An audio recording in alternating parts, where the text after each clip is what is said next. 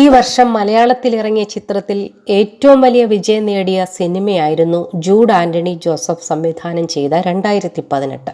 കേരളത്തിൽ 2018 സംഭവിച്ച മഹാപ്രളയത്തിന്റെ കഥയായിരുന്നു ചിത്രം പറയാൻ ശ്രമിച്ചത്. ടോവിനോ തോമസ്, ആസിഫ് അലി, നരേൻ, കുഞ്ചാക്കോ ബോബൻ തുടങ്ങി വമ്പൻ താരനിര ചിത്രത്തിൽ അണിനിരന്നിരുന്നു. ചിത്രത്തിലെ തന്റെ ഇൻട്രോ സീൻ ഷൂട്ട് ചെയ്ത അനുഭവം പറയുകയാണ് നരേൻ.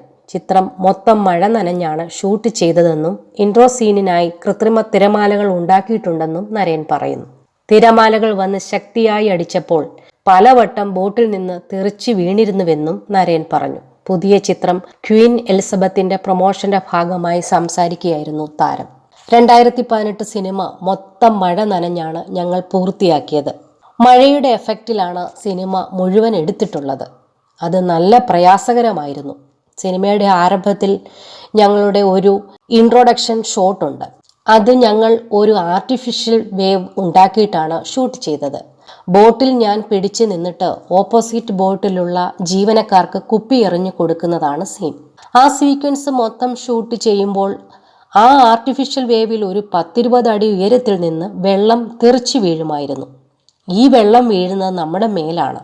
ഓരോ തവണ വെള്ളം വീഴുമ്പോഴും ഞാൻ ആ ബോട്ടിൽ നിന്ന് തെറിച്ചു വീണിട്ടുണ്ട്. പക്ഷേ സിനിമയിൽ ഞങ്ങൾക്കത് കാണിക്കാൻ കഴിയില്ല. ഞങ്ങൾ പിടിച്ചു നിൽക്കുകയായിരുന്നു. അങ്ങനെ പല തവണ വീണ് നെറ്റി പൊട്ടുന്നു, കാൽ പൊട്ടുന്നു. എൻ്റെ കയ്യിൽ ഒരു പരിക്ക് പറ്റി. പിന്നീട് സിനിമ മൊത്തം അത് വെച്ചാണ് അഭിനയിച്ചത്.